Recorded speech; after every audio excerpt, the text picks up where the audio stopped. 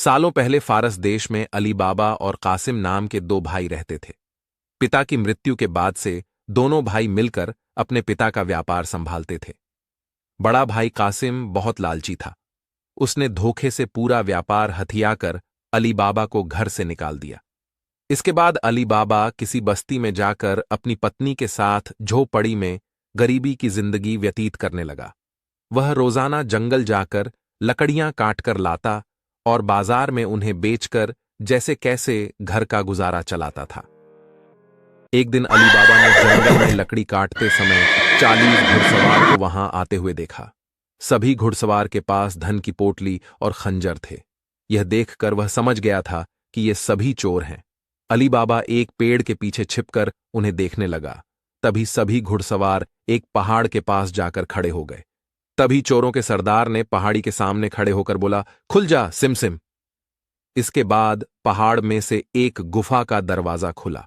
सारे घुड़सवार उस गुफा के अंदर चले गए। अंदर जाकर उन्होंने बोला, बंद हो जा सिम सिम, और गुफा का द्वार बंद हो गया। यह देख अली बाबा दंग रह गया। कुछ देर बाद वो दरवाजा फिर से खुला और उसमें से वो सभी घुड़सवार निकले और वहां से रवाना हो गए। अली बाबा यह जानने को बेताब हो गया कि आखिर इस गुफा में क्या है और वो सब यहां क्या कर रहे थे। इसके बाद उसने गुफा में जाने का फैसला किया। वह उस पहाड़ के सामने गया और बार बार चोरों के सरदार के शब्द बोलने लगा, खुल जा सिम सिम, खुल जा सिम सिम। गुफा का दरवाजा खुल गया।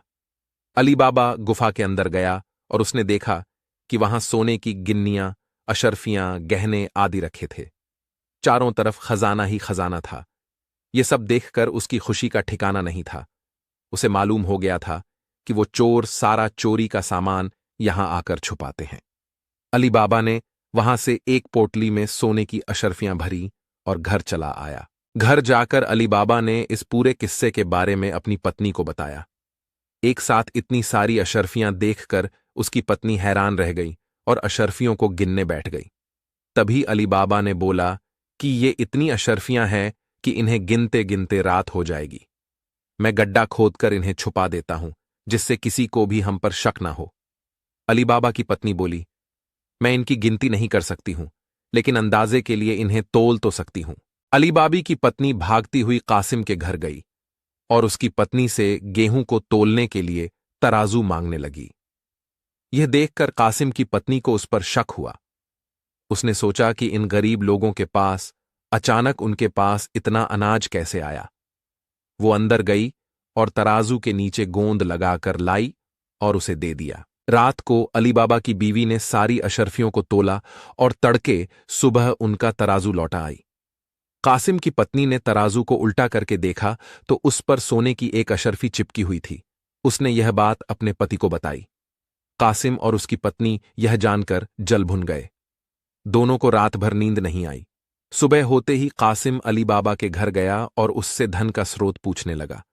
यह सुनकर अली बाबा ने कहा, आपको कोई गलत फहमी हुई है, मैं तो एक मामूली लकड़हारा हूं। कासिम ने बोला कि तुम्हारी बीवी कल हमारे घर से अशर्फियों को तोलने के लिए तराजू लेकर गई थी। ये देखो, ये अशर्फी तराजू पर चिपकी मिली है। सब सच बताओ, नहीं तो मैं सबको बता दूंगा कि तुमने चोरी की है। यह सुनकर अली बाबा ने सच सच सारी कहानी बता दी। कासिम के मन में लालच आ गया।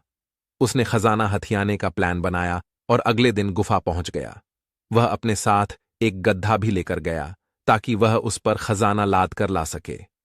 गुफा के सामने पहुंचकर उसने अली बाबा ने जैसे बताया था वैसे ही किया। उसके खुल जा सिम सिम बोलते ही गुफा का दरवाजा खुल गया। अंदर पहुंचकर चारों तरफ खजाना देखकर वह भौंचक्का रह गया। उसने बोरियों में सोने की सिक्के भरे और बाहर निकलते समय क्या बोलना है वही भूल गया। गुफा से बाहर निकलने के कासिम ने तमाम प्रयास किए, लेकिन कोई रास्ता न निकला। वह गुफा के अंदर कैद हो जाता है। कुछ देर बाद जब चोरों का गिरोह वहां पहुंचा तो उन्होंने देखा कि बाहर एक गधा बंधा है। वे समझ जाते हैं कि यहां कोई आया है। चोर अंदर जाते हैं और कासिम को ढूंढकर मार देते हैं। इधर जब कासिम घर नहीं पहुंचता तो उसकी पत्नी परेशान हो जाती है और अली बाबा के घर जाकर बड़े भाई को ढूंढ कर लाने के लिए बोलती है। अली बाबा ढूंढता हुआ गुफा के पास पहुंचा तो वहां उसने भाई के गधे को घास चरते हुए देखा। वह समझ जाता है कि कासिम अंदर गया था और चोरों ने उसे पकड़ लिया है। अली बाबा जब गुफा के अंदर गया तो उसे कासिम की लाश मिली। अली बाबा लाश को घर लाता है और बिना किसी को बताए प्राकृतिक मौत घोषित करके उसका अंतिम संस्कार कर देता है। कासिम की पत्नी के कहने पर अली बाबा और उसकी पत्नी कासिम का व्यापार संभालने लगते हैं और उसके साथ रहने लगते हैं। वहीं जब चोर गुफा में आते हैं और कासिम की लाश नहीं देखते तो समझ जाते हैं कि खजाने का राज किसी और को भी पता है।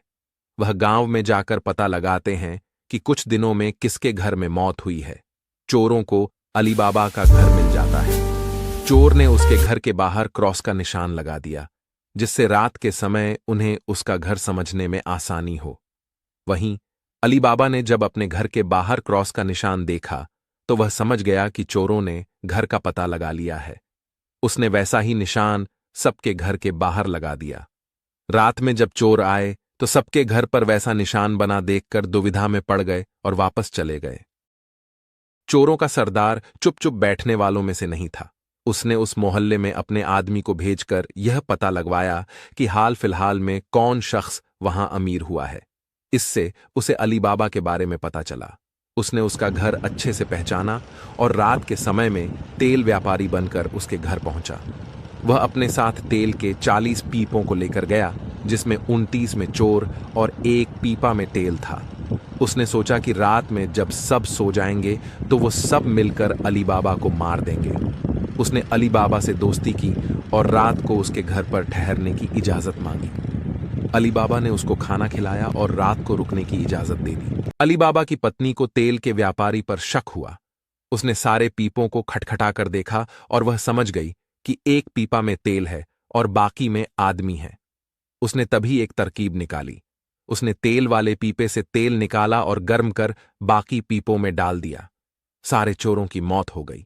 रात में जब सरदार ने चोरों को निकलने का इशारा किया तो एक भी चोर बाहर नहीं निकला। उसने पीपों को खोलकर देखा तो सभी चोर मर चुके थे। यह देखकर वह इतना डर गया कि अपनी जान को बचाने के लिए वह तुरंत वहां से भाग गया। सुबह अली बाबा की पत्नी ने यह सारी बात अली बाबा को बताई, जिसे जानकर वह बहुत खुश हुआ। अब उन 40 चोरों के सारे खजाने का अकेला मालिक अली बाबा था। वह देश का सबसे अमीर शख्स बन गया था और खुशी खुशी अपनी बीवी बच्चों के साथ रहने लगा। कहानी से सीख, लालच मनुष्य का दुश्मन है। लालच करने से सब काम खराब हो जाते हैं, इसलिए कभी भी लालच नहीं करना चाहिए। हेलो दोस्तों, अगर आपको ये कहानी अच्छी लगी तो देसी कार्टून भाई को सब्सक्राइब करना ना भूले। लाइक करें, शेयर करें या सब्सक्राइब करेंगे तो क्या पता आपकी किस्मत भी अली बाबा जैसा खुल जाए।